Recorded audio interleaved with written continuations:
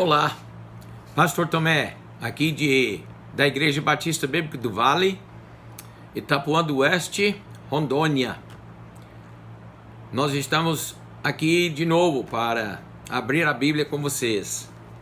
Hoje eu quero usar uma coisa que eu tenho usado muito nas minhas ilustrações da igreja. Eu quero falar com vocês de um assunto, o cavalo de Troia. O cavalo de Troia. Claro que eu fiz os meus estudos de ensino médio há muitos anos. Quando eu estava com 16 a 18 anos, numa escola no Texas, mudou para a nossa cidade pequena uma professora, uma viúva nova e bonita. Porque ela veio de cidade grande e chegou numa cultura diferente de cidade pequena, minha sala só tinha 18 alunos, 6 moças e 12 rapazes. E a chegada dela foi bem aceito por nós, os alunos. Ela foi professora de inglês, francês, drama e literatura. Ela estava muito sincera e queria que aprendêssemos e preparamos para viver no mundo depois de terminar os estudos. Ela queria que nós fôssemos não totalmente ignorantes para apanhar muito. Fomos mesmos caipiras. Uma das coisas com que a professora se preocupou foi a nossa falta de conhecimento da natureza humana. Assim, ela deu de tarefa muitos livros para a gente ler nos anos que ela foi a minha professora. Nesta época eu gostava muito de ler e eu gostei demais que ela fornecia títulos e autores para ler e conhecer. Ela sempre falava da natureza humana, mas ela não queria plantar ideias em nossos pensamentos. Ela queria que nós lêssemos e descobríssemos por nós mesmos. Que pena que ela não tinha conhecimento do livro mais informativo e mais autoritário destes assuntos, o livro dos livros, a Bíblia Sagrada. Eu digo isso porque uma das perguntas e assuntos que ela mais usou para nos desafiar foi: seres humanos são basicamente bons ou basicamente ruins? Sinceramente, muitos dos livros, e ela deu livros clássicos para os americanos, muitos dos livros que ela me deu para ler, eu não daria para meus filhos e nem para os irmãos de fé a ler. Isso é porque foram escritos por seres humanos e cada um destas pessoas queria plantar suas ideias e suas experiências nos pensamentos dos leitores e nas vidas dos seus leitores. Muito como hoje as novelas do TV afetam e programam as vidas dos seus fiéis frequentadores depois de muito tempo. Mas então, quando muitos anos depois eu acabei conhecendo este outro livro, o livro de Deus, a palavra de Deus, a Bíblia Sagrada, eu descobri que todos os outros livros que eu tinha lido tinham razão. Praticamente todos os livros que a minha professora me deu para ler falaram dos mesmos assuntos que a Bíblia fala. Porém, de certa maneira, os assuntos foram glorificados ou justificados pelos autores humanos, ou sendo ficção ou não ficção, novelas ou biografias, poesia ou literatura realística. Os autores gostavam de ou glorificar ou justificar seus assuntos e personagens. Na questão de se ou não o ser humano é basicamente bom ou basicamente ruim, não há questão. Somos todos nós totalmente ruins, 100% ruins, totalmente falidos. Você não queria ouvir, isso, não é? Sinto muito. Mas a Bíblia diz em Romanos 3:10, como está escrito, não há um justo, nenhum sequer. E depois, em versículo 23 do mesmo capítulo, porque todos pecaram e destituídos estão da glória de Deus. Você achou que era somente você assim? Não, eu também. Inclusive todas as pessoas do mundo. Ninguém é isento. E ainda que eu gostaria de lançar culpa no diabo, não posso.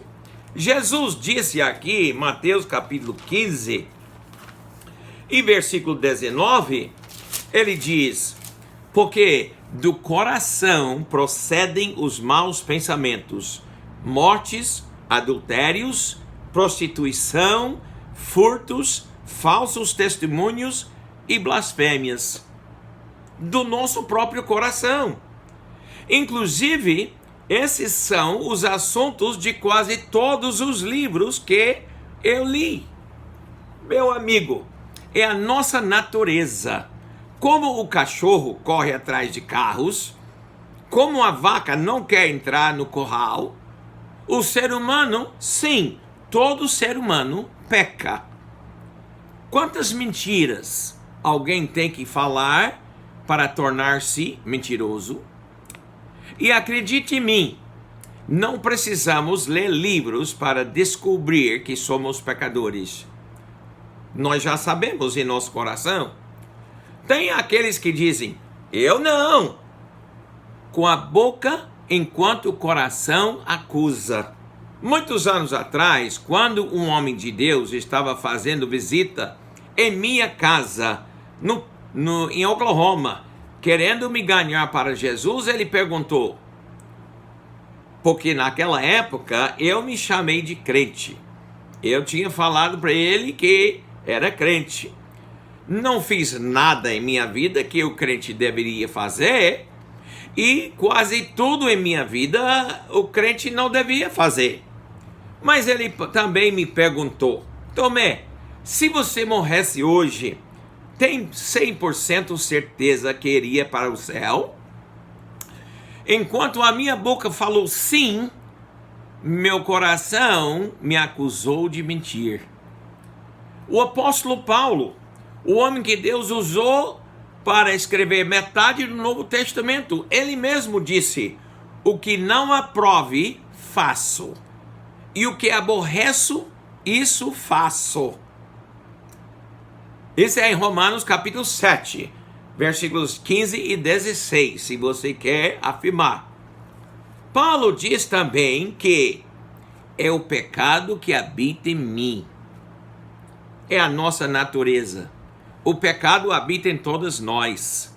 A minha natureza, a sua natureza. Não podemos ser salvos assim.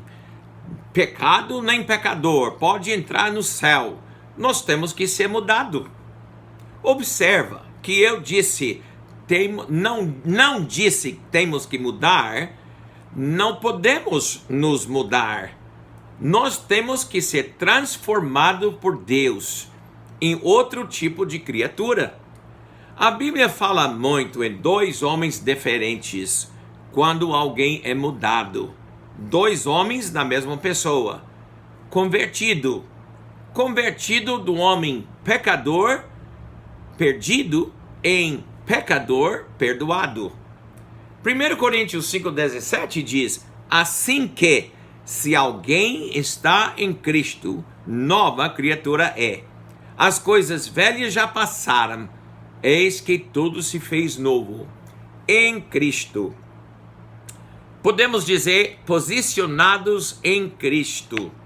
A Bíblia diz em Colossenses 3:3, e a vossa vida está escondida com Cristo em Deus. Talvez você conheça a história de mitologia grega do cavalo de Troia. Depois dos gregos ter cercado a cidade de Troia, situado por 10 anos, lutando para entrar e conquistar, os gregos construíram uma um gigantesco cavalo feito de madeira, oco por dentro, e deram de presente para a cidade de Troia. Só que o cavalo estava cheio de soldados gregos. Os cidadãos de Troia levaram o cavalo dentro da cidade e de noite os soldados saíram e conquistaram a cidade. É assim que nós podemos entrar no céu. Quando desistimos de lutar para entrar no céu com Deus, de tentar conquistar a nós mesmos, por arrepender de nossos pecados e receber Jesus, Ele mesmo nos esconde em si mesmo. Quando Jesus entrar no céu, nós, nele, entramos também.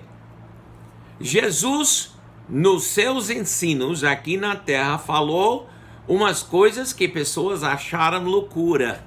Tipo, ele falou, eu sou pão. Em João 6, ele diz, em versículo 48, eu sou o pão da vida. Eu sou o pão vivo que desceu do céu. Se alguém comer deste pão, viverá para sempre. E o pão que eu der é a minha carne, que eu darei pela vida do mundo. Talvez você esteja lembrando que ele deu mesmo a sua carne na cruz para o mundo. Assim eles disseram entre si, as pessoas ouvindo ele, como nos pode dar a sua carne a comer? Jesus lhes disse, na verdade vos digo que, se não comerdes a carne do Filho do Homem, e não beberdes o seu sangue, não tereis vida em vós mesmos. Quem come a minha carne e bebe o meu sangue, tem a vida eterna, e eu o ressuscitarei no último dia. Quem come a minha carne e bebe o meu sangue, permanece em mim e eu nele. Difícil entender? Deixe-me dar uma pequena coisa que eu li numa reportagem recente sobre um rapaz. Esse rapaz podia ser qualquer um por aqui, você vai entender. A mãe dele disse que ele come, bebe, dorme e adora futebol. Era a sua vida, futebol. Jesus precisa ser a nossa vida. Deixe-me desafiar você. Conheça Jesus. Eu posso ajudar. Eu tenho um telefone aqui em Rondônia, 69-993-14-5894. Eu moro aqui na rua João Santana da Silva. Tem um botão preto, campainha, lá no portão pequeno. Vem me fazer uma visita. Não tenho medo de pegar coronavírus.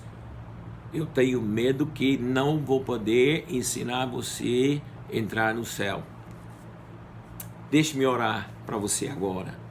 Senhor Deus, nós temos ouvintes, não sabemos quem e quantas, mas o Senhor conhece todas as pessoas que estão hoje ouvindo a sua palavra.